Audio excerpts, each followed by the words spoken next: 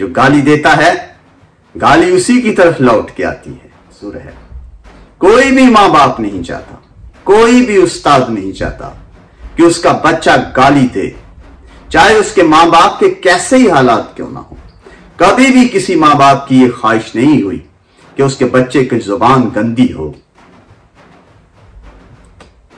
लेकिन जिनने आपके मुंह में गालियां रखी, गाली आपके मुंह में वही रखता है जो आपको गाली समझता है, जो आपकी हैसियत गाली के बराबर समझता है।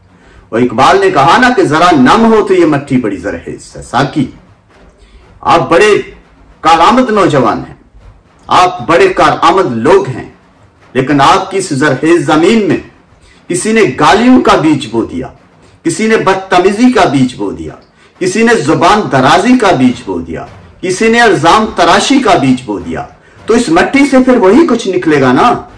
इस मट्टी से और क्या तवक्को की जा सकती है। मुझे सिर्फ ये एतराज है कि मेरे नौजवानों की अखलाकी कदरों का बेड़ा गर्क किया दे दें। जब आपका जी करे किसी को गाली देने को, आप मुझे गालियां दे दें। कोई एक बंदा भी अगर अपनी जुबान गंदी करने से बाज आ जाएगा तो मेरा इस चैनल का, मेरी जिंदगी का मकसद हल हो जाएगा। अल्लाह ताला आपको आबाद रखे। अपना ख्याल रखिएगा, अपने माँ बाप का ख्याल रखिएगा, अपने बच्चों का, अपने बहन भाइयों का ख्याल रखिएगा। अल्लाह ताला खुश रखे।